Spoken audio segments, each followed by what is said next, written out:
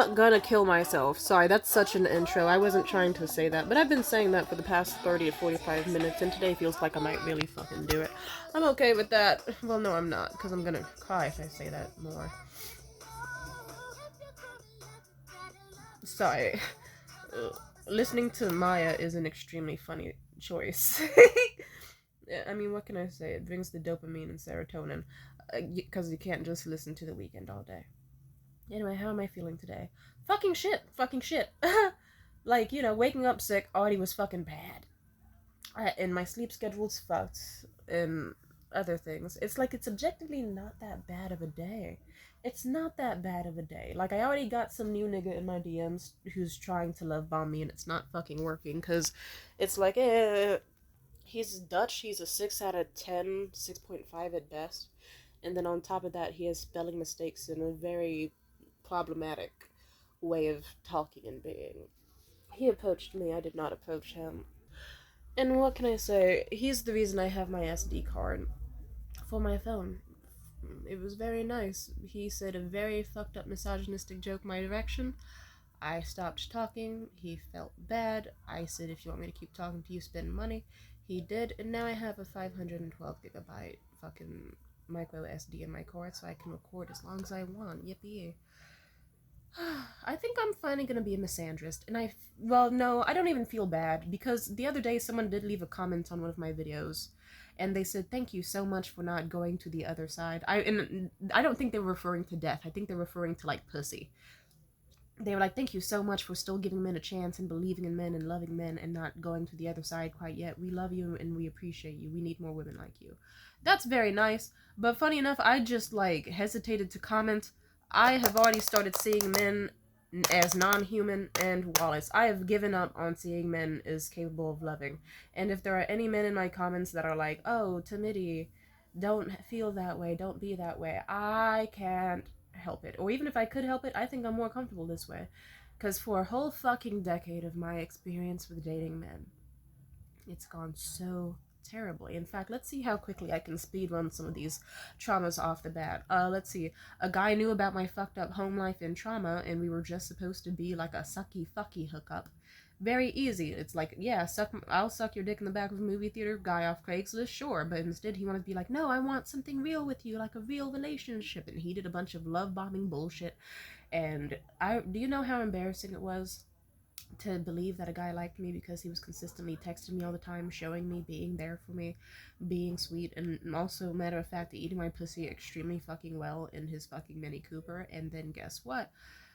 I remember he was like, yeah, let's wake up super early and have a picnic at this nice waterfront and then go to a movie. And I remember I was like, yeah, I'll bring the food. And I spent fucking so much time. Oh, the food I made was so goddamn delicious. Like, trust me, I love men. I love women. I love people. If there's a chance to show my love, I will do it. You want to know what I did? I made these amazing BLTs that were toasted too, so that then they would stay nice and crisp by the next fucking morning. I got a bunch of cutie oranges. I got a bunch of ho-hos. I bought fucking overpriced pirate's booty. I got some healthy snacks too and some fruit.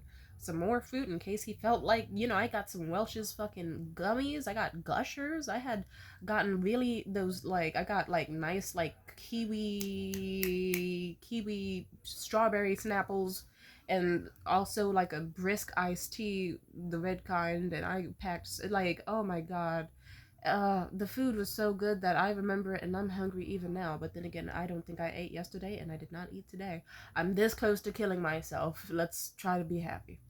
And I remember I was up super late in the night ironing out my clothes and trying to, like, do my skincare and body care and shave every crevice of my body. I had this beautiful little lilac little slip dress that I was going to wear with my little black ballerina flats and my nicest jewelry and my cardigan, and I looked so cute, like a little purple heather, and it was so And you know what happened? I remember I was up and at him first thing in the morning, excited for that man to pick me up. And time passed, and time passed, and time passed, and time passed. You want to know what fucking happened? I just realized by 9 p.m. he wasn't showing. My whole family saw me sit there the whole day waiting. I just ate the food by myself and cried, and yeah. Then he came back.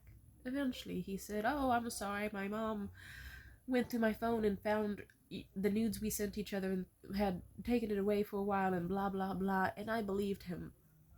I believed him, his love bombing ass. And I was like, "Yeah, okay." And then we met up like once or twice more. Smaller hookup stuff, but I was naive and I don't know.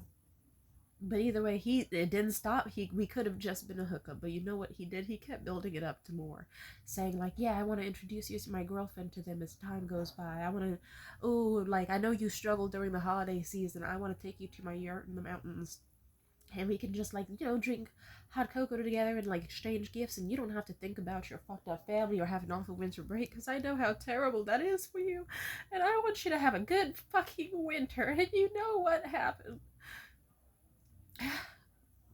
The same goddamn thing. I think it happened once more, maybe on Thanksgiving, but I forget. He knew how bad the holidays were for me, and he did that. And I was already like a broke 17-year-old and struggling like hell in a really, really fucked up home situation. And I just remember being embarrassed. It's like, oh, okay, there goes my half finished gift. That's just gonna sit in the back of my fucking closet for years until I eventually accidentally break it or smash it or something. And there goes any idea that I'm gonna be able to like get all nice and cute for a sweet fella who just wants me to have a good time. No, I was there with my shitty ass grandmother in that quite literally shitty ass room because she rubbed the shit on the wall. She was a weirdo, and my fucked up family, and I was miserable, and I had to just lay in bed all day fucking sad and crying and miserable to the point where, do you know how much my heart hurt?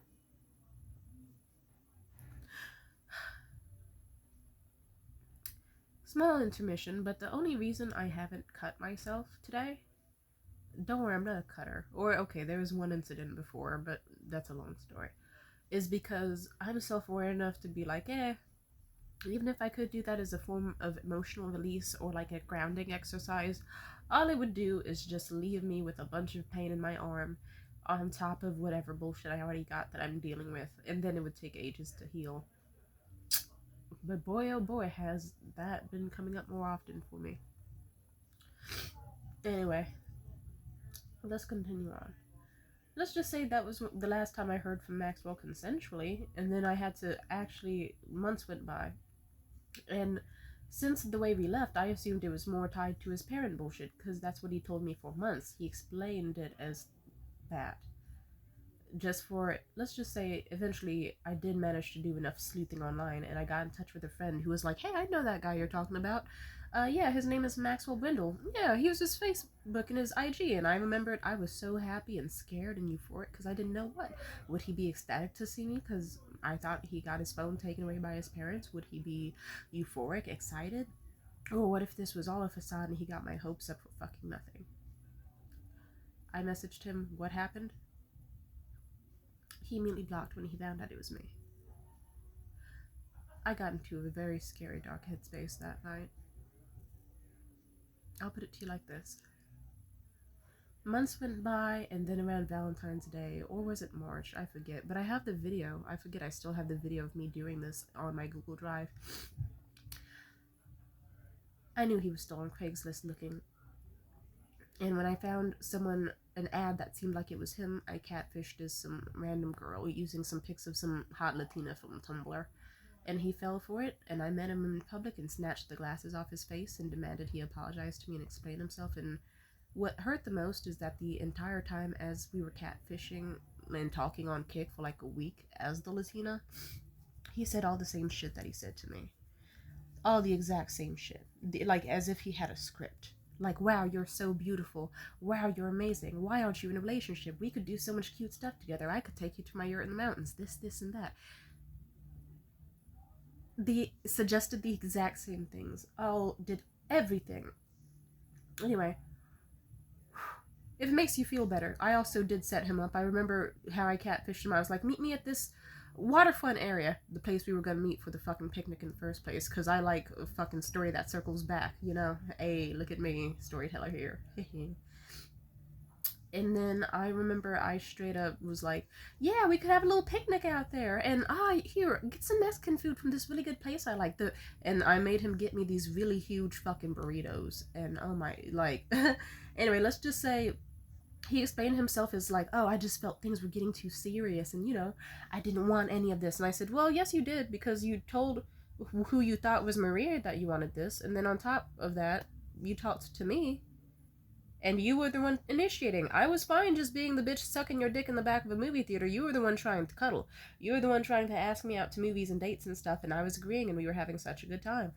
We could have just fucked. And he was like, yeah, but I wanted something more than that. Like, not a relationship, but like something more still. And I said, cool. You were the one fighting for a relationship with me. If you just wanted a fling, and you heard this a million times before, you could have said the words, I would like to just have a casual fling, nothing serious, nothing with a real end game, just something fun casually to pass time during the summer. And that would have been great. I wouldn't have been overly attached to you, and none of this would have happened.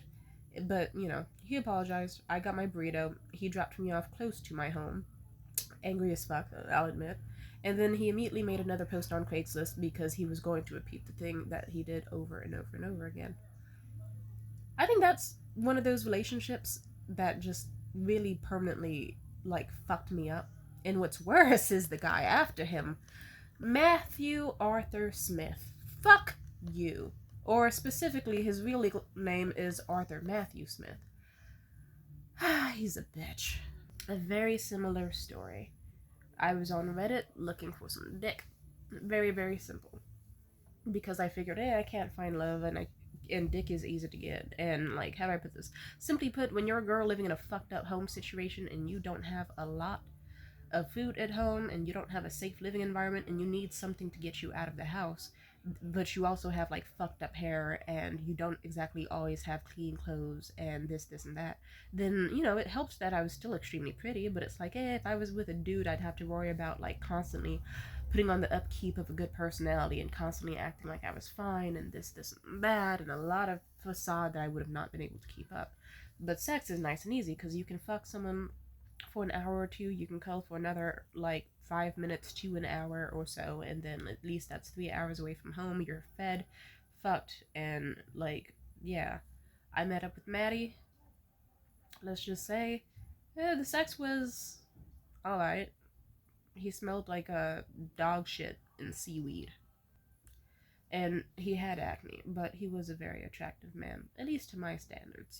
He looked like a weird, like, twinkified San Francisco Prince Char from the Shrek movies. That man had an ass like Ruby Rose, let me tell you. Ooh, he wore sundresses because it's fucking San Francisco. Amen to that. And this is what happened.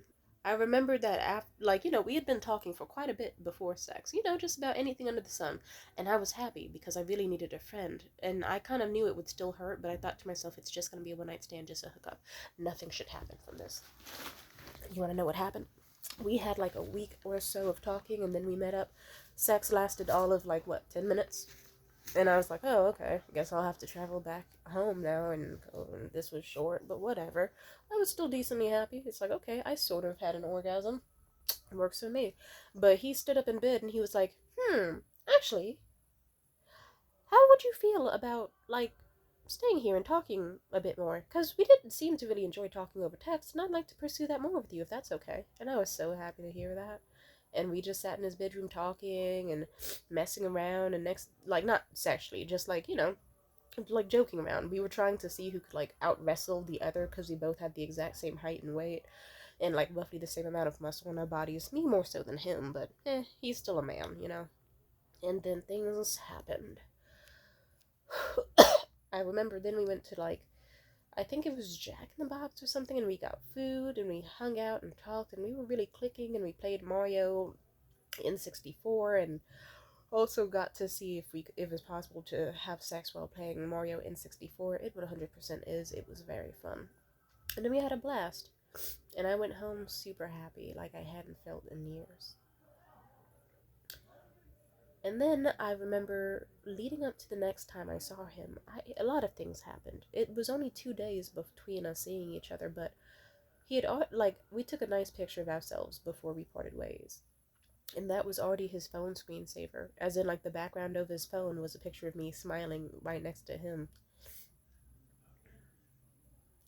This is gonna hurt if I keep talking about it, but you know what? Tonight was gonna hurt anyway. Let's get this over with. So, me and him. He was telling all his friends about me, telling all his family about me, all that. But mind you, in this story, I am 17 and he is like 19, 20. So it's like still like right at the cusp of legality, aka it's still fucking legal. But either way, we met up with his friends to get breakfast, and his friends were great, Marco and Sala, and we had such a blast hanging out and like gushing over like like Ramona Flowers from motherfucking Scott Pilgrim and Invader Zim, and watching cartoons together and drawing together and playing games and chilling and cuddling up, and it was great. I thought to myself, I am so happy for the first time in years that I actually have a consistent friend group, and everything is going so well. And then next thing you know, he was like, "Hey, my family actually really wants to meet you," and I was like, "Word?" And he was like, "You don't have to if you don't want to, because I know we are just supposed to be casual, but like." My dad and my other dad keep hearing all about you, and they would love to meet you. They would love to know all there is about you because I keep talking about you all the time. And everyone in his life confirmed, yeah, Maddie cannot stop fucking talking about you. Like, Jesus Christ, every second of the day he was mentioning you in any context he could. And they said it was actually kind of annoying, but you know what? We just had to meet you. And that's when I ripped off the band aid about my age, and he got scared, but then he got comforted, and yeah, one thing led to another, and next thing you know, I was in motherfucking Sausalito checking out the Lidward the big national park they have out there, very beautiful, and hanging out with his very cool gay dads and having an absolute blast. And to rush this story along, let's just say it was a whole month of us having this like really nice, damn near storybook relationship. I remember at some like he knew how bad shit was at home for me too, so I could spend all day with him there, almost every day for like a month. I was there. It was amazing, and he was such a sweet individual, and I really like really appreciated having him around. He was sweet and thoughtful and funny and kind. I remember at some point my mom got really abusive to me.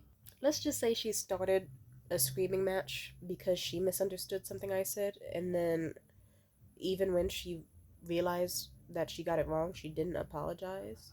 And then I started crying, and then she got even more mad at me and threatening, and a lot of shit happened. Simply put, I just had to get out that fucking house immediately. And I left.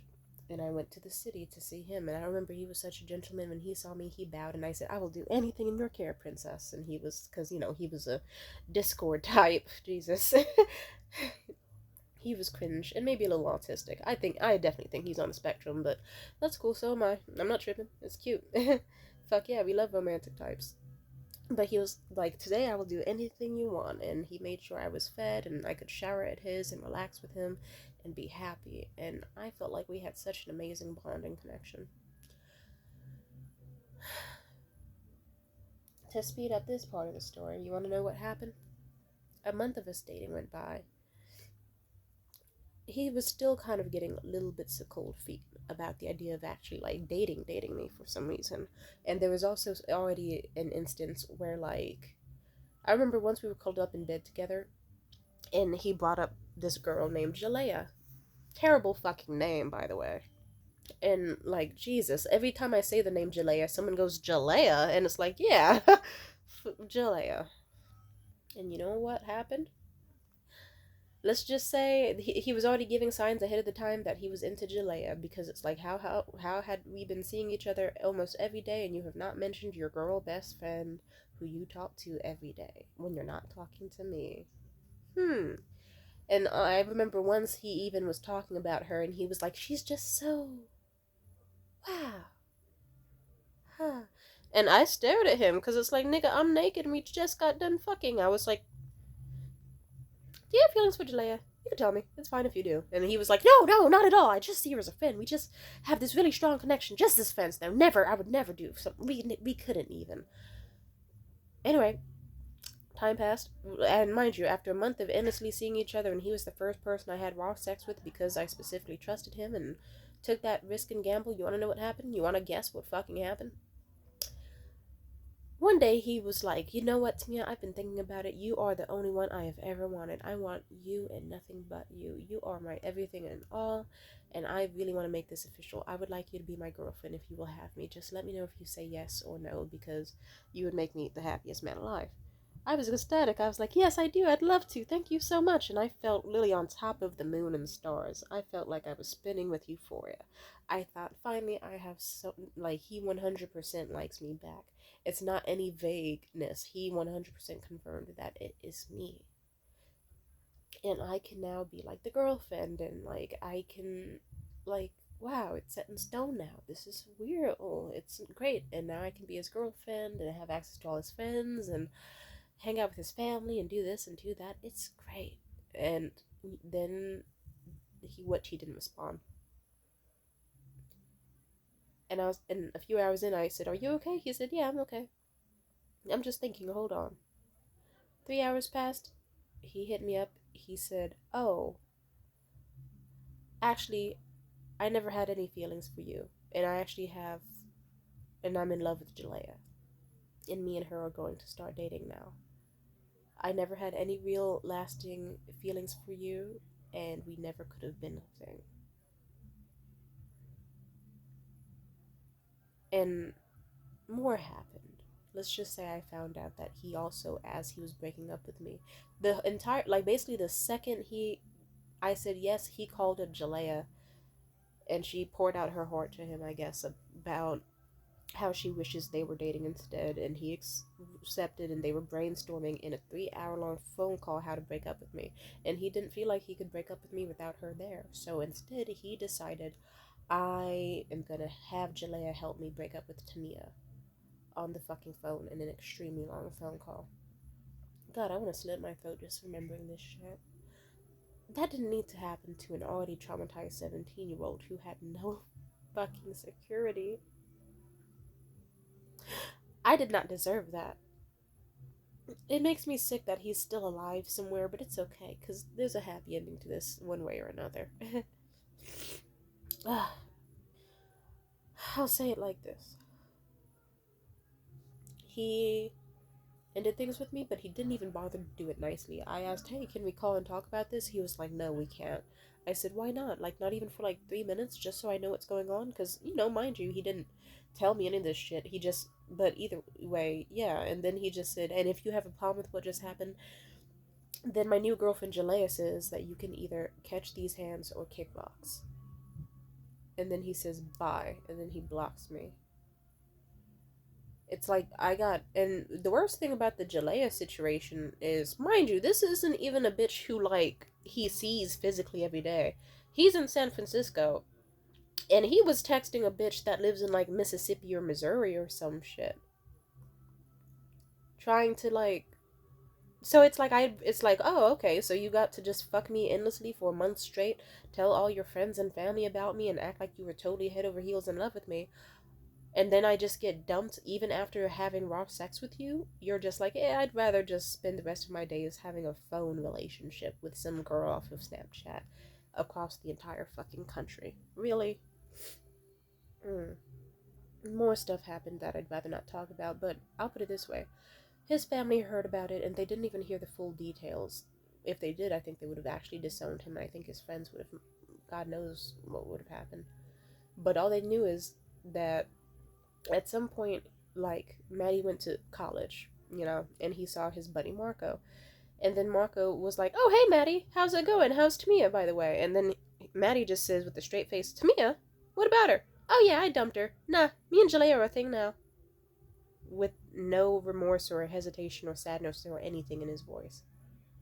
And Marco is just openly like, what the fuck is wrong with you? And then everybody hears about it. It spreads like wildfire. Like, at some point, Marco and Sala really sat his ass down, and they were dragging him for filth. Like, you're fucking disgusting. You're pathetic. You had Tamia. You saw her for an entire fucking month or more straight. Endlessly. Kissing her. Fucking her. Saying that you would help her escape from her fucked up abusive family situation. Saying that you were Like, you would not give us a second of breathing room without bringing her up. And you just toss her like hot fucking trash the second some random bitch fucking messages you and says she wants you. Wow. And then, like, they got on his ass so fucking hard. And then they demanded that he gives them my phone number so that they could talk to me and try to cheer me up. And that worked at first. But before you go, hey Tamia, isn't Marco an example of why he shouldn't be a misandrist? Oh, don't feel too bad for Marco. Let's just say he offered to be a rebound. We fucked, it was terrible, and actually pretty more traumatic. Something traumatic happened with Maddie that I don't want to talk about. But let's just say, even worse, if you're going through a fucked up breakup where some guy tossed you away and treated you like trash, and then the guy you're doing rebound with basically like focuses on only his pleasure and then doesn't really cuddle you and basically kicks you out with very coldly, and then you just have to walk alone to a bus by yourself. And then like go back home to your already shitty home life. Yeah. And then also, let's just say it turns out Marco and Sala were secretly a thing, and Marco didn't tell me that, so when I tried to confide in Sala, ugh, that led to a whole nother shitstorm, and let's just say Marco was like, fuck you, how come you told her, blah, blah, blah, she blocked me, fuck you, and then Sala, I guess she was in her feelings, because she has her misogyny bullshit, and she was like, every time I talk to you, I think about you and him fucking, it's disgusting, fuck off, and it's like, yay, back to square one of being extremely fucking alone. I will give credit to Maddie's dad though, because Maddie's dad straight up pulled Maddie out of bed at like midnight or 1 a.m. and he was like, "You are making the wrong decision. Are you sure you're making the 100% right decision? Because we all saw how much you were head over heels for Tania. This doesn't seem like you. It's very out of sorts, and it came out of nowhere. Why would you just throw her away like that? You know how fucked up her home life is. You know how fucked up everything was for her. Why would you do that?" But Maddie was adamant that he wanted to make the right choice, and Jalea was the right way. At some point, though, I did have to go back to Maddie's to get my stuff. This was before I fucked Marco, by the way, his best friend. Or ex best friend. Let's just say, oh my god, he was. Let's just say, I had to do similar to what I did to. I just sat him down and read him the fucking. I gave my little speech. He seethed at me. I got soft. He got soft. He opened up. He apologized. He explained his thought process, and I understood. I said, "You could have just told me that you fell for her and just spared 3 minutes, and I would have forgiven you." Because if you really did love her that much, I wouldn't have stopped. I would have just wanted to be your friend. Because you know that at the end of the day, I just want friends. What makes me sad is that we almost had a good breakup and could have just been friends. But at some point, he did allude, like, oh, I think maybe I did make the wrong choice. And he just was staring at me as if he had some feelings for me. And he was trying to be like, oh, you could still hang out with me sometime. And hey, if you're having problems with your mom, you can even sleep over at mine. You know. And I said, hey, I don't think your new girlfriend would be comfortable with that. And he said, Jalea doesn't have to know. It's, I may be autistic, but I'm not born yesterday. I know what he was trying to do. And let's just say, not even like 24 hours after that, like, I went home, slept, woke up. He wanted to start texting me every single second of the day as if we were still a romantic thing. And I remember after a few hours of that, sometime like right before the afternoon, I was like, hey, listen, you're cool, but what happened was very traumatic for me. And I just, I'm glad you apologized, but it's still very soon and I'm going to need some more time. You want to know what happened? He blew up at me. And then that led to like a week of him like sending me tons and tons and tons and tons of hate paragraphs and essays and gaslighting and so much weird angry shit. And he was also projecting super hard, and eventually it did click to me after like 3/4 of his little fucking essays and shit, because he tried to accuse me of just being mad that I wasn't dating him. And I said, "No, listen up. I don't want to date you." And then even if you came back and wanted me, I would say no because you did me so dirty. And then he started raging even harder, and that told me everything I need to know. In hindsight, actually, this is the first time I'm thinking about this in years. It's extremely weird to know that he had a girlfriend and was spending so much of his time blowing up my phone endlessly like that. And then even worse, that he was raging at the fact that he couldn't have me as a backup plan for if him and Jalea didn't work out. And then I remember when I did eventually fuck Marco, months went by and I eventually told Maddie because I was bored on a fucking Tuesday. And I fucking texted Maddie the screenshots of his friends insulting him. They were already doing that, like, even before shit hit the fan, trust me. And, like, they were not very good people, but whatever. They had, let's just say Marco and Sala admitted they used him for just his printer and his, like, Netflix and all this other shit. And then, like, I also sent screenshots proving me and Marco making plans to hook up, Marco and Sala talking shit about him, Marco and Sala both separately crashing out because of me fucking Marco to prove that it was real. And I remember it was such an amusing shitstorm because let's just say his new bitch Jalea started raging at me from multiple phone numbers, just angry as fuck for like 24 hours. I see why those two were dating. They are both the same type of stupid neurotics. And I guess she was taking out her anger at me, but really she was just mad that the guy she loved was sitting at home crying his fucking eyes out and raging because his ex, who he hasn't been with in months, fucked his ex best friend. Like, a week or so after the breakup. Boo fucking who, nigga. And it was, and there's layers to that, but like, wow. And then what's worse is that sometime over the pandemic, Maddie reached out to Marco, and me and Marco were still talking at this time. Not in a good way, though. And Maddie just straight up was like, oh, hey, do you happen to have Tamia's number? And he was like, first of all, why the fuck do you want to know? Because Marco didn't play about me, or at least, like, about Maddie, because he knew how that fucked me up really hard. Didn't stop Marco from being his own fucking bullshit asshole to me, though. Don't just to be clear. But either way, fucking Maddie was like, "Oh, just curious, just out of curiosity, and just want to check in on her." And then, mind you, this is like years later, so it's like at this point I was like 19 or so, and I remember Marco basically he was like, "Oh, well, aren't you and Jalea still a thing?" And Maddie responded, sorta." Bullet dodged. Like, how do I put this? That was the equivalent of going through a traumatic. Like, I almost killed myself in that relationship. I remember that I went nonverbal, and a whole bunch of scared people around me were scared. They did not know what was going to happen next to me because genuinely, several times I tried to kill myself after that breakup happened. I stabbed myself in the wrist really hard with a pen. And let's just say I wasn't able to draw for years because of that. Don't worry, the ability's coming back. I actually made a really nice art piece recently, so moving on.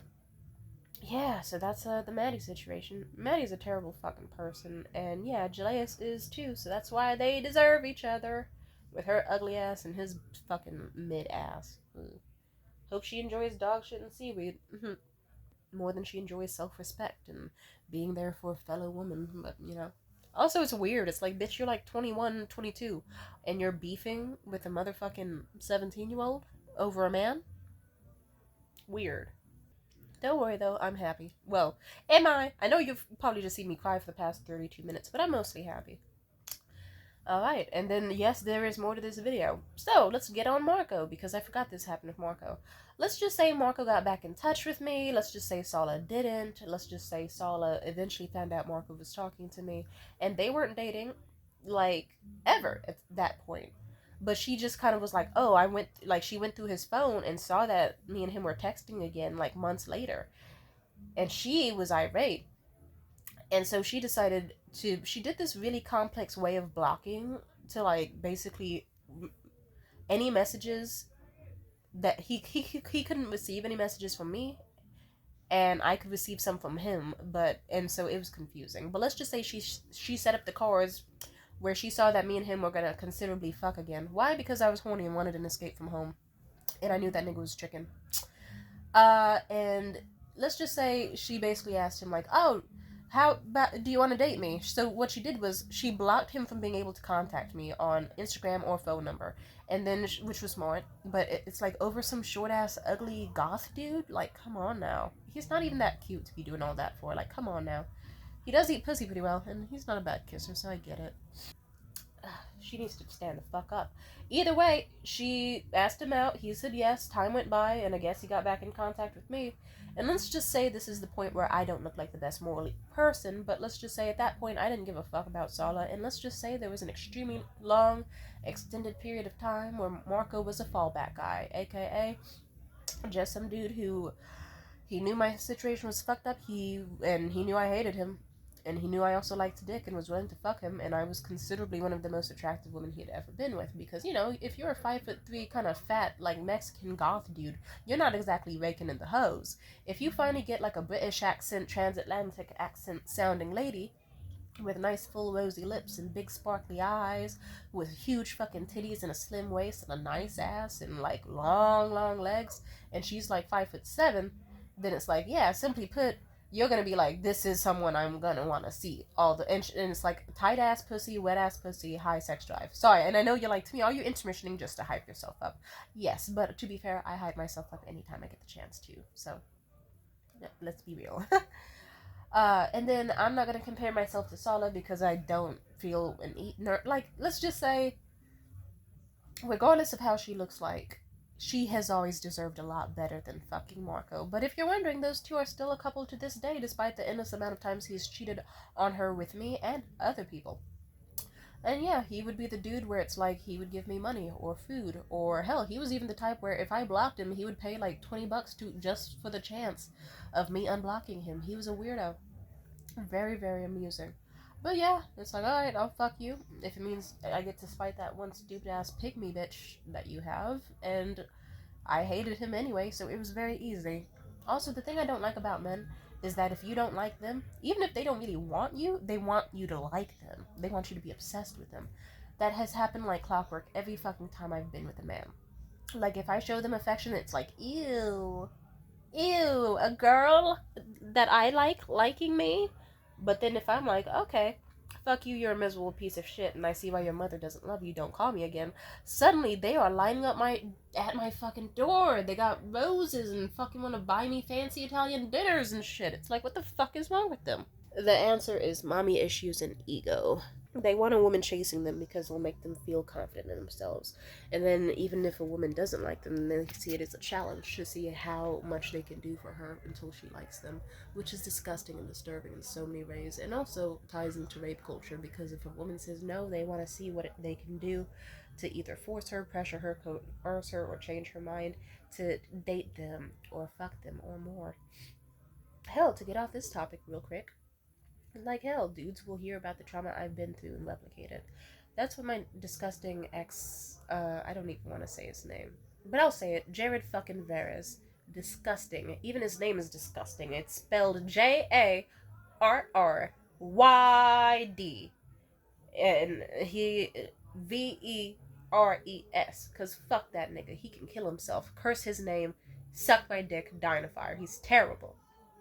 But you know what happened? Sorry, that was just me being sick of these niggas. But yeah, let's just say, do you want to know how many times I've dated men who heard I got raped and then decided, ah, cool, so she's rapeable? It's just a disturbing amount. Men who decided, oh yeah, I'll just pretend that I think what happened to her was really sad, but deep down, if it's a late night and she's far from home, and I think I have the opportunity to just like not stop touching her and even like forcefully grab her or pin her down or like grab her hair or do this or do that, if it can mean that she will eventually give in, I will fucking do it because I want to feel good and powerful and big. It's disgusting. And then these same men want to boo-hoo when I break up with them and find better. And it's like, yeah, you were so beautiful in my eyes, and I loved you. And you didn't believe that love was real, or you didn't want it. You wanted power. So you decided to do whatever could make you feel powerful.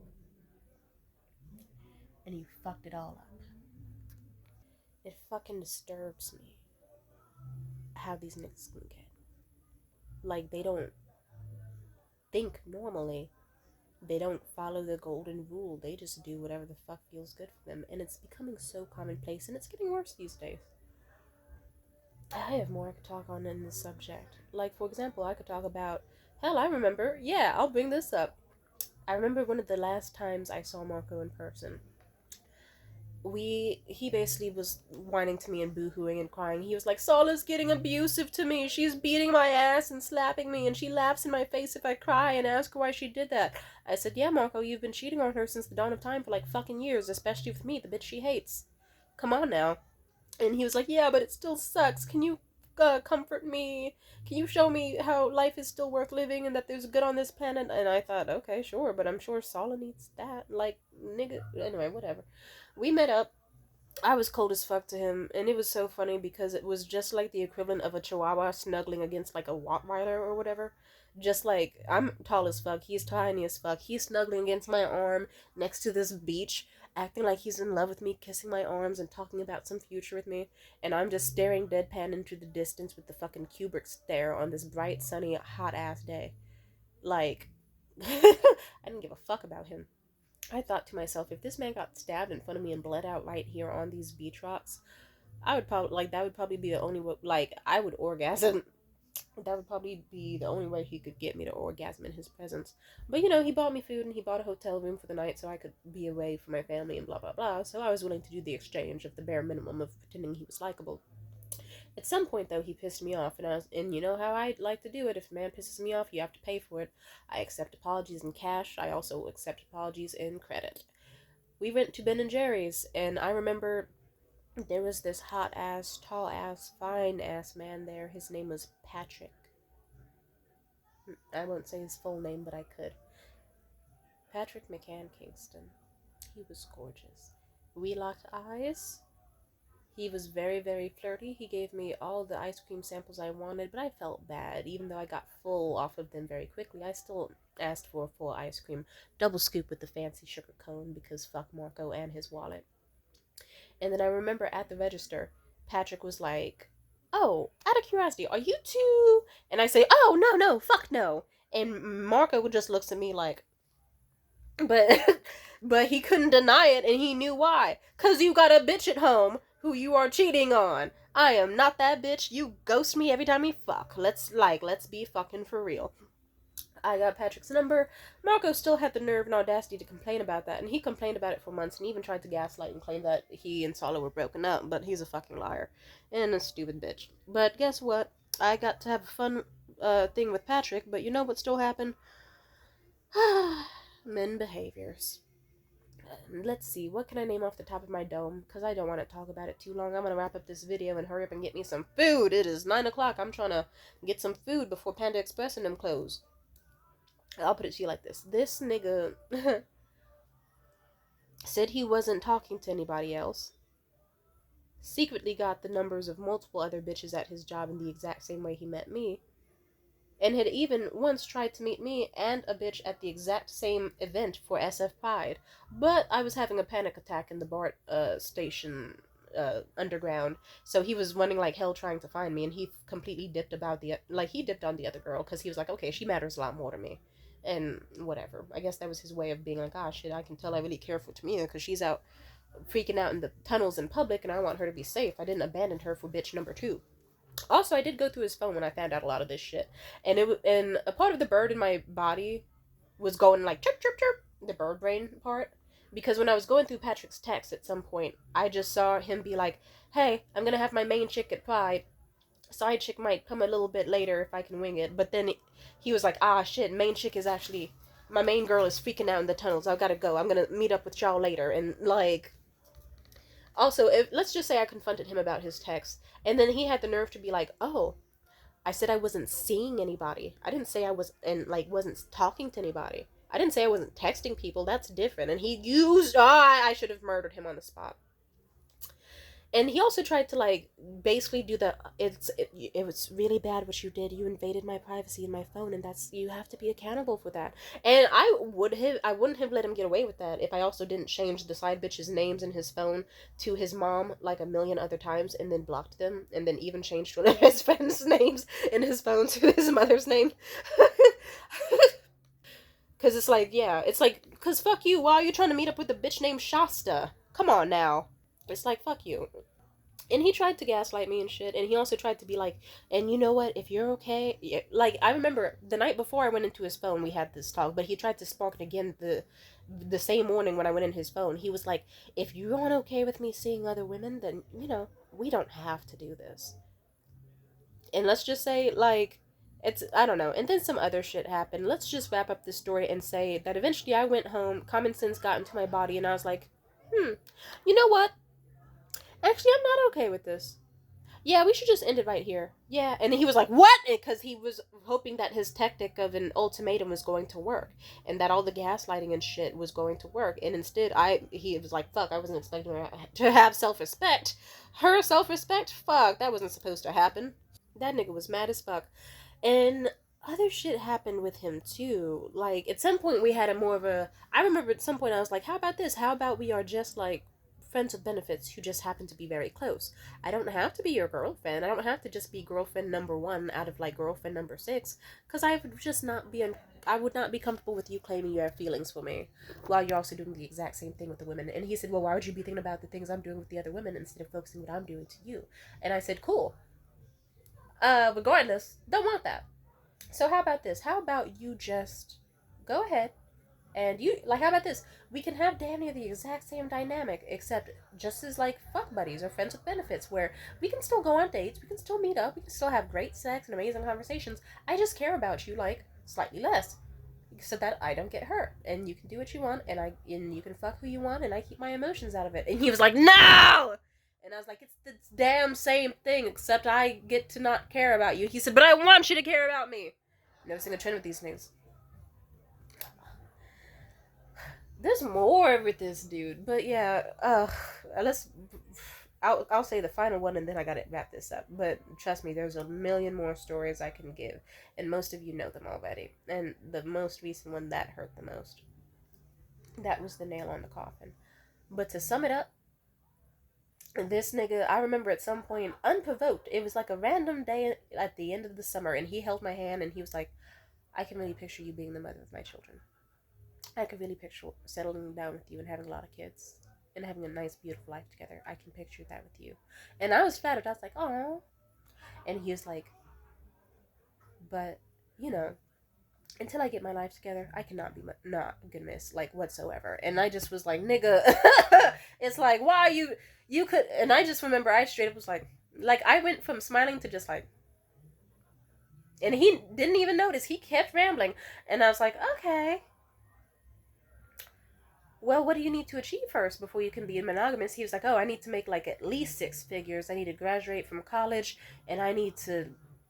And he was like, "I need to get this degree, and I need to have a place of my own, like 100% my own, no housemates. And until then, I 100% cannot be monogamous."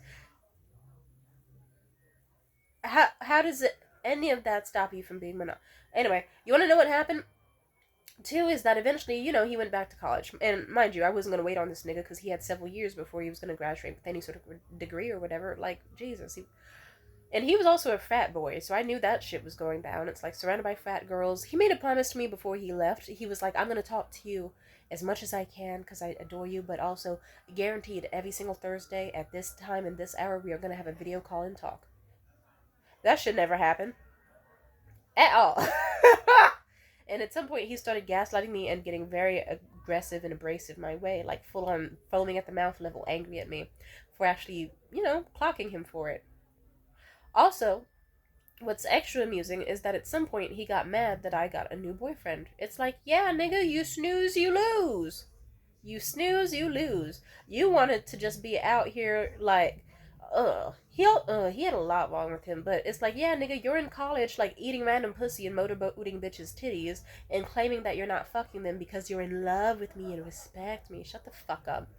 Whole time you're ignoring any time I try to talk to you, even if it's like I wait 4 days before I try to talk to you. You're getting angry at me for trying to talk to you. It's like you got college, you got fat boy shit, you got sports, and you got bitches. Cool. I moved on to a new little white twink. Fat ass. Ooh, he was sexy as hell. Trust me.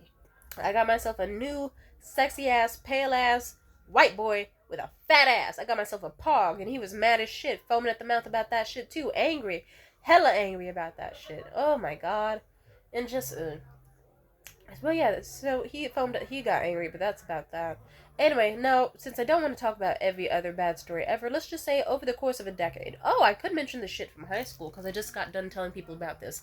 Let's just say, in high school, the first guy I dated, Andy Franco, terrible guy.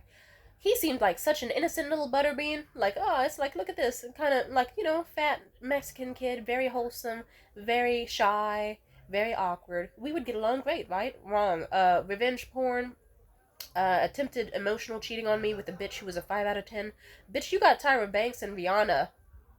You got autistic Rihanna, and you're trying to cheat on me with like the. She looks like the bitch who shot Selena, and you want to cut. And befriending dudes who strangled me in high school, and fucking borderline stalking, and online and offline, and he was weird. Weird. And also, not to mention several instances of sexual assault and physical abuse. But when we broke up, it was on. Like, I remember I was trying to be so nice. I didn't want his reputation ruined. I told people at worst, I was like, oh, it's personal. You know, we just grew apart. And at best, I was like, at meanest, I was like, yeah, he's an asshole. He's a dick. But this nigga started spreading so many weird ass rumors about me, and just like, womp womp, nigga, you lost a bitch. Because you tried to cheat on her, and you were all so terrible every step of the way. Yeah. Like, it was my fucking birthday. And, like, this nigga promised to give me 2 dresses. He showed up to the date with 2 fucking pins that he probably stole from Walgreens. After promising he would get me 2 dresses. And then, like, I paid for everything. I paid for movie tickets. I remember he actually tried to sexually assault me on my own birthday, that fucking asshole. Ugh.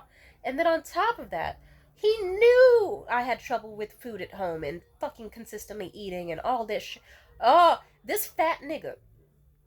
I got 40 wings for us both on my birthday. You wanna know what this fucking bitch ass nigga did? Let's just say, imagine a nigga with sauce all over his mouth and just like reaching into your plate on your birthday with the food that you paid for with all of your birthday money. And he leaves you to eat 5 fucking wings total over the course of the night, even as he sees you crying. That bitch ass nigga fucking complained and whined and bitched for years, and even after high school, he was still fucking boo-hooing and stalking me online and shit, angry as fuck that I broke up with him. Like, nigga, it's your fault! It's your fault! Shut the fuck up! The next nigga after that, the same fucking thing. I was so nice and doting and caring to Zachary motherfucking Bond, and what did I get? Let's see, revenge porn, cause fuck! I got physical abuse. I got threats. I got violence. I got collectively bullied by him and his friends and other random people because he just wanted to punish me for leaving him for, guess what? Trying to cheat on me. Yeah. And then it's like, that was already bad enough, so it's like, that was another factor to, like, I hated high school for that reason. It's why I went to Craigslist and Reddit for the sake of meeting new people and sex, because high school life was fucking hell every goddamn day. And so was my home life, because mind you, shit on the walls, fucked up abusive home life, and yeah. And it's like, the one thing that was expected was, can I meet a decent fella who is not psychotic? The answer is no. The answer is no. You want to know what happened recently with the most beautiful man ever? I remember right before the holiday season, I was talking to my ex Liam, and I remember he told me December 19th he had still not gotten me a Christmas gift. Whole time it's like, oh, okay, I was telling this nigga I loved him, and we were actually getting close to, like, being, like, almost as good as a couple or item as we were when we first fucking met. And, and it's like, oh, okay, so I'm supposed to spend Christmas alone as fuck as he gets to fucking skedaddle around with his family who fucking hate me, and he never defended me against their bullshit. And, like, I'm not gonna get a gift from him either. Whole time I had, like, a really nice, rich rolled blunts, and I got other weed and shit for him too, and anyway, I remember I just straight up was like, fuck this shit. I prayed to the gods. I prayed to higher beings from other religions. I prayed to whatever higher power out there. And maybe that was my mistake. I don't remember who I did exactly, but I think I said at some point, any higher power out there. God, Goddess Lakshmi, or Goddess Lakshmi, all that shit. Send me someone who is so fucking incredible in every way this Christmas. Send me someone so fucking hot, intelligent, sexy, smart, wise, brilliant, awesome, funny as fuck, and just like me. And send me someone that I really fucking deserve and really need at this point in my life. And you know what I got? Exactly that. It was so uncanny. I met the current guy, Mitchell Anthony Peebler. Beautiful man. Intelligent. Enough. Mostly. Empathetic. Enough. Disturbed in the head. Enough. Not too much. And we had so much in common, and of course we had some traumatic shit happen, we all know that, but we also had a lot of beautiful moments. But it's okay, because you know what happened at the end of such an amazing time with what I felt was an amazing man? He did my top 2 traumas. Sexual assault attempt. And then on top of that, well, he also had. This is another thing I was going to mention. Men have this thing where if they can't get hard, they want to make you feel bad and they get all angry and shit. Because it's like they think you're judging them. And even if I tell a nigga 1,000 times over that it's fine and it's natural and whatever, I can wait, they still want to huff and puff and piss and shit about it. It's annoying.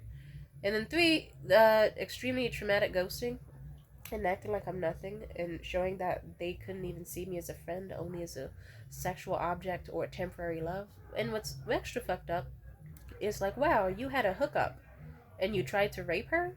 Wow. Nigga, you could have just like waited patiently and had consensual, awesome, amazing sex. But this nigga tried to rape me and then later on tried to complain like, yeah, we should have waited to have sex. It would have been nice to unwrap you like a gift, like you said. We should have done that. And it's like, nigga, you were the one who did that. I was the one saying, no, stop, please don't. I'm too drunk. I don't want to do this. I'm not feeling good. Let me go. Stop it. Hey. And then he tried to gaslight me about that shit. Oh, these niggas are so lucky I don't have a lock and a sock. And fucking, if I had the money for transportation out there, these niggas would get their windows busted and their jawlines fucking ripped off their goddamn faces. I'm telling you, I'm telling you. And then on top of that with him, I remember that at some point during the good of us, he confessed feelings for me, and it was complex because, like, he confessed feelings for me that he allegedly hadn't had for anyone else, but whatever the fuck that means. A really good connection, at least allegedly. And then I remember he was talking about how complex he felt and how he wasn't sure about, like, if he should keep seeing me, though, after such an amazing time because he wasn't sure if he 100% felt like I would be the mother of his children or like his future wife. So he felt like anything less than that would just be a time waster or like not good for him, you know?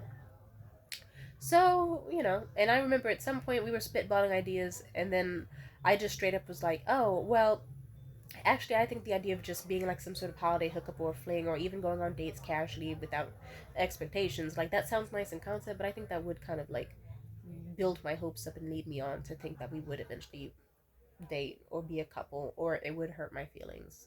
Like it would feel like getting like a half-assed version of you. And how about this instead? How about we just be friends and we can just like talk casually and I'll still keep you my good blessings. And if you want later on, we can see how we feel naturally after like normal conversation. And if we want to meet for romantic stuff, we can. And if we don't, then no worries.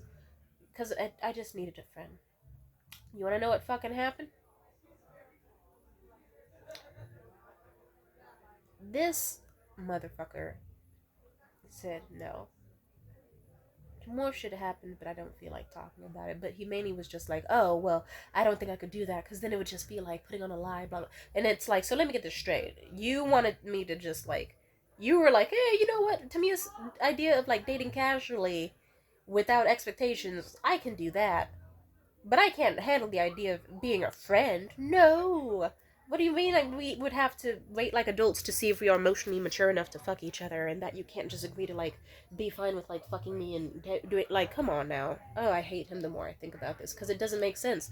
It was basically the same thing as the first option, but just like, hey, how about we just be friends and talk casually and see how that goes. We see how it goes. No, like I'm gonna say it, I'm sorry, well, okay, I don't want to, but let's just say I'm thinking the R word very hard because it's like, you mean to tell me you have an amazing woman who you don't want to lose in your life, but you also don't want to date because you are unsure about future bullshit. And also this was something he mentioned with tons of women, not just me. Like, and like, really, he doesn't even like having casual flings or casual sex because he feels like it can fuck him up. But I don't know, there's layers to it, and all signs point to mental retardation, so I'll just say it. He does not seem like a smart man. He's not a smart man. A smart man would be like, yeah, sure, I'm down to like just be friends and be positive influences on each other's life and chit chatting every now and then. And then, hey, if time passes and you feel like you're emotionally mature enough to go on a date with me without like having any strings attached, then sure, we could do that. But no, he just wanted it to be like all in off the bat, 100%. We can do like comedy shows this, Valentine's that, blah blah blah, and you 100% have to expect me not care about you at the end off the bat. Or and just it's layers. There's probably more to it too. I know there's more to it, but I don't know how much I want to keep talking about this. Overall, I will just say, fuck him. He just was like, hey, if it seemed like it's like, hey, if you're already getting feelings now, and you feel like you have to do the second option, then maybe we should just like cut this now and never see each other again. And I started crying because of course I was fucking gonna cry. But I recouped in the bathroom, came back. I said, how about this? How about we don't think about anything about the future, and we just focus on having a good time tonight. Because at that point I was settled with the idea that it's like, okay, if we never see each other again, that's cool. If that's what he truly wants, that's cool. But the next day came, and also the rest of the evening, and he got back to his lovey-dovey romantic self, as if he was totally head over heels for me. Like like we spent hours just talking over sherry, doing this, doing that, having such an amazing time together. But you know what happened?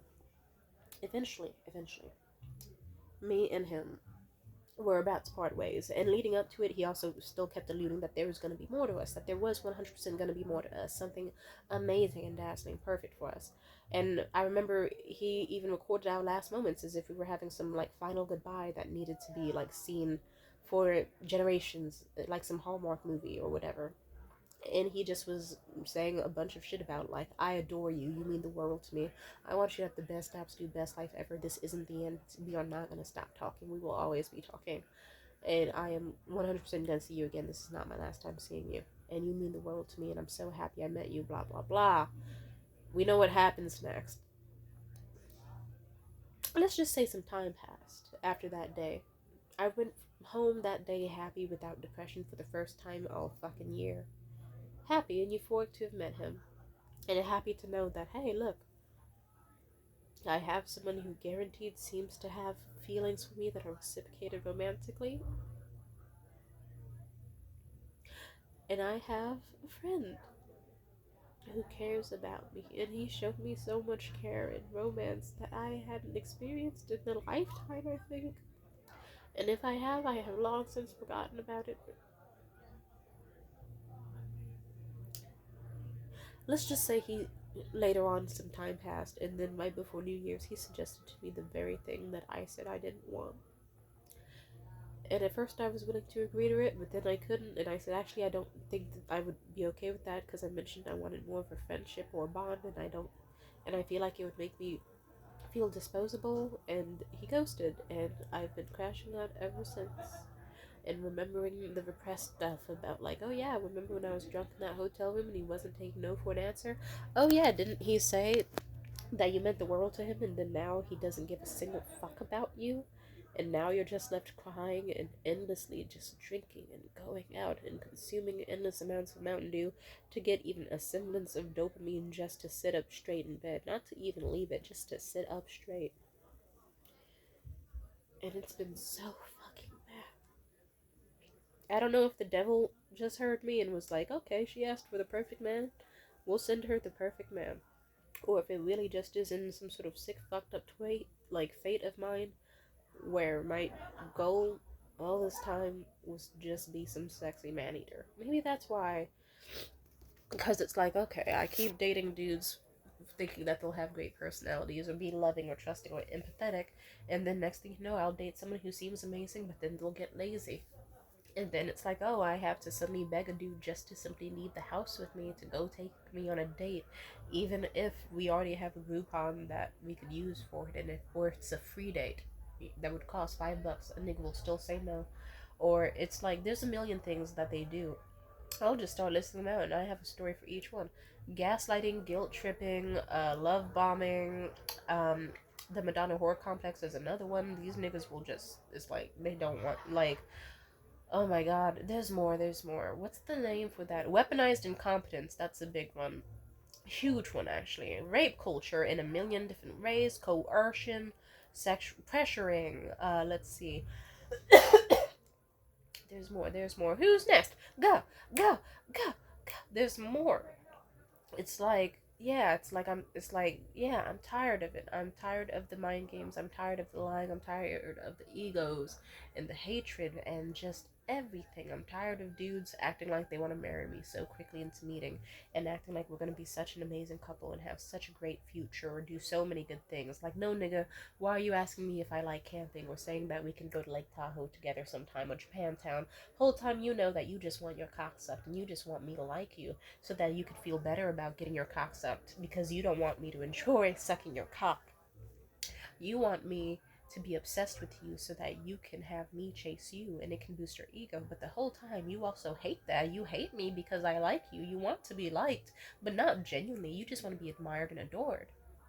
And seen as like the prize.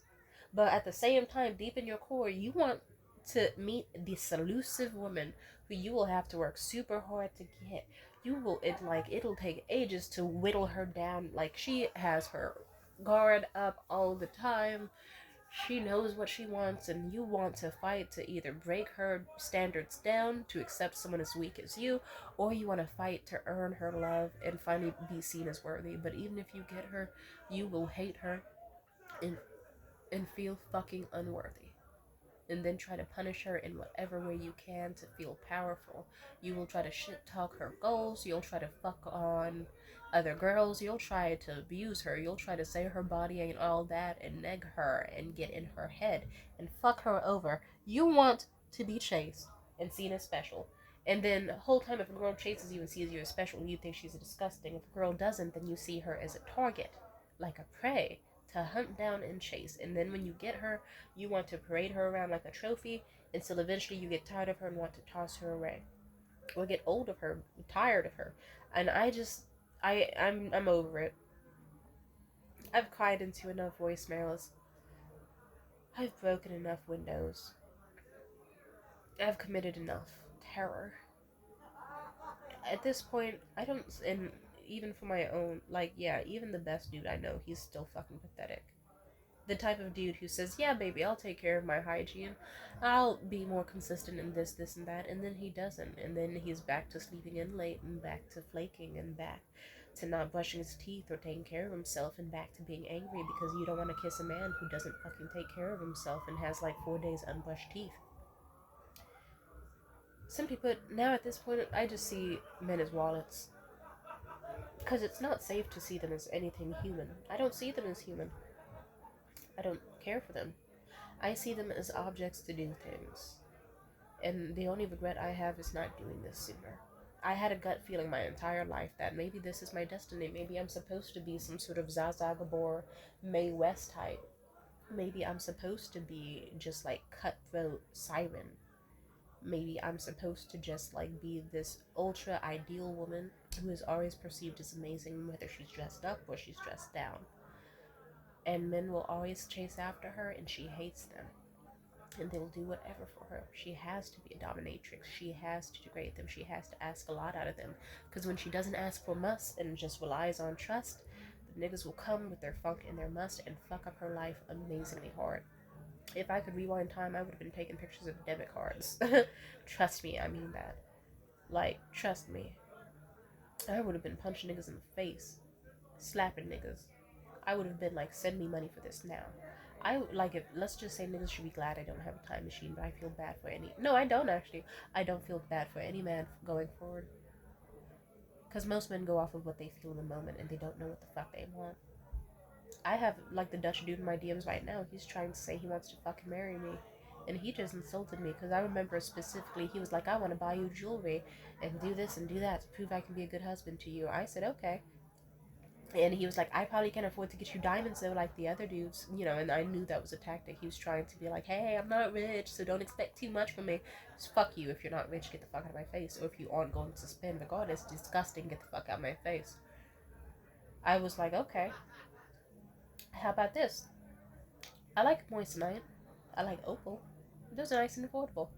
But this man is so brain dead, where it's like he got a link to like my ultimate dream ring made of absolutely amazing opal.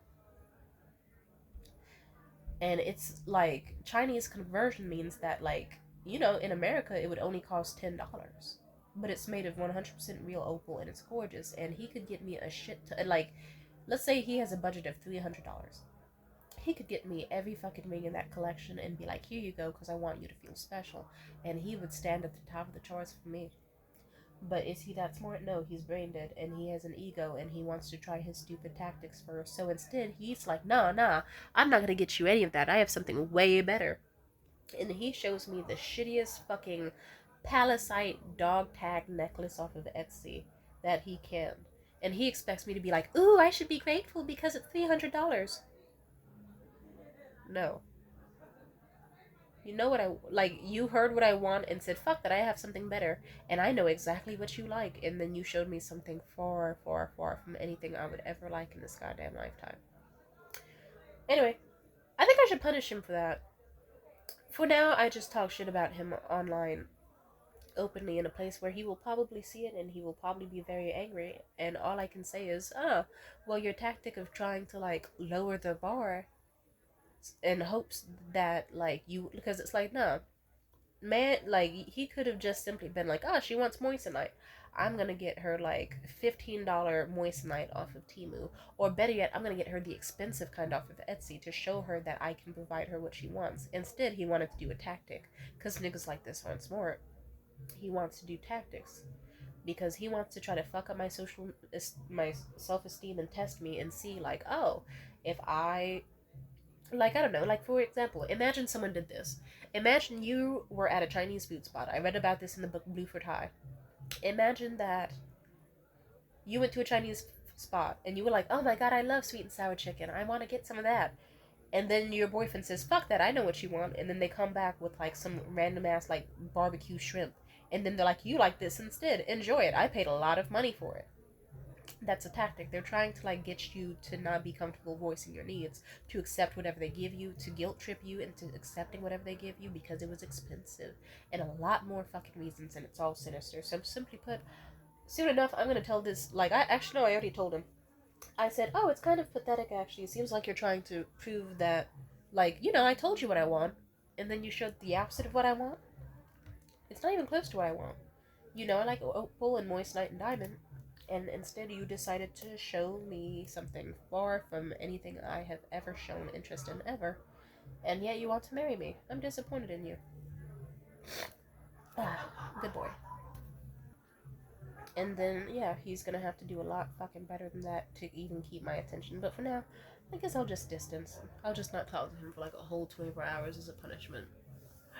Cause fuck him, he doesn't deserve the time of day either, and he's brain dead. Like, really. Funny enough, a relevant story is a girl online.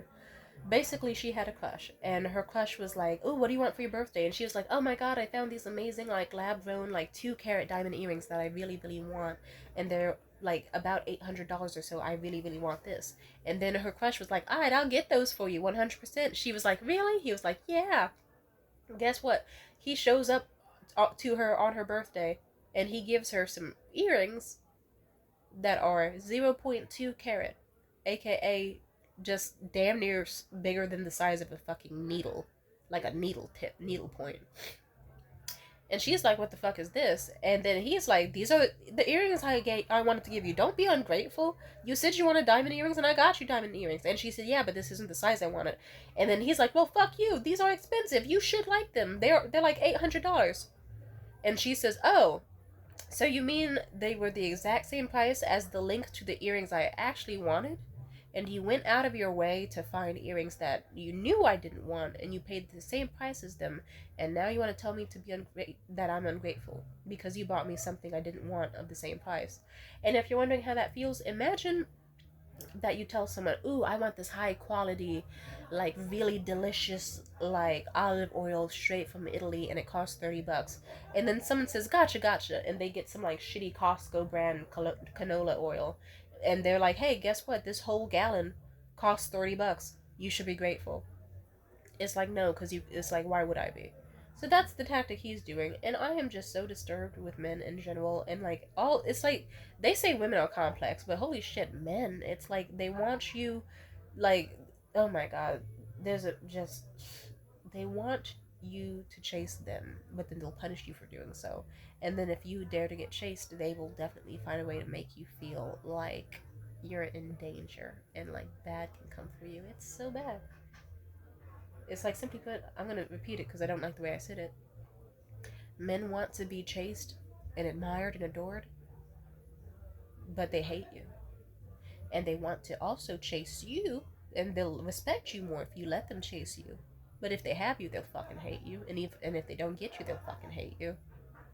And then even if they chase you, get you, and then love you, eventually time will go on and they'll be like, I could find better. Or, I hate her because she's better than me. Or, I hate her because she makes me feel like I'm being held back from better than her.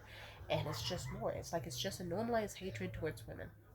I had a million instances of that, and somebody put this recent instance was the last fucking straw because I prayed for the perfect man and I got sent the best worst man ever. And if I can pray to the Lord to send me the most perfect man in the world and I get the goddamn devil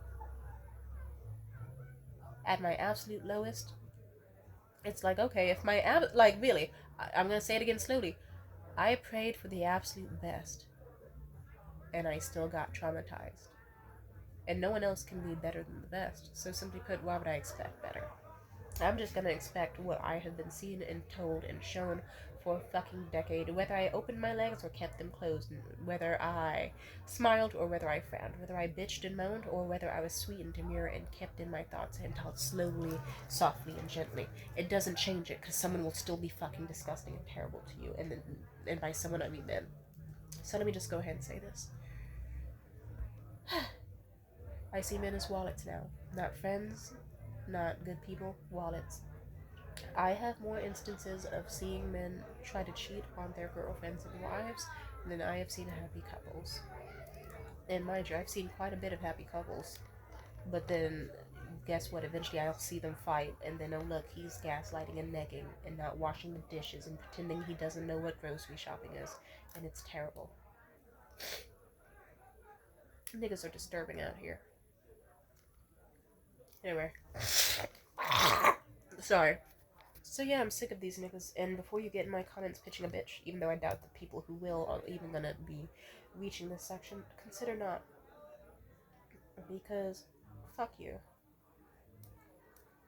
I did not need extra stress. Anyway, I'm gonna order myself food. And yeah. And the guy who disappointed me tonight, who I won't say the name of, they're gonna be paying for it. Good. It's safer for me this way. Not liking men and letting them show me love solely through gifts, and even then knowing it's just fleeting and means nothing to them. So, and fuck it, it's like you could ask for the $10 piece of jewelry or you could ask for the 100 piece of jewelry. Let's just say if I could rewind time, I would have not swooned over zirconia when I could have been like, fuck you, you're getting me moissanite. You're proving to me that you're a real man and you're working hard. And I would have scared off all the broke ass niggas. Instead of dating lame ass niggas who say I'm not worth the fucking $6 chicken wings from Domino's added to the order. Anyway, rich niggas also suck too. They think that having money means they can mistreat you. Wrong. And then it's very amusing because then a man will spend money on you and then he'll be like, okay, can I fuck now? And it's like, no. And then they throw the biggest bitch fit ever. Anyway, I'm disgusted enough, so let's get off the topic of men by ending this video. Thank you for listening, and if you're a good person, have a good day. Thank you. Bye.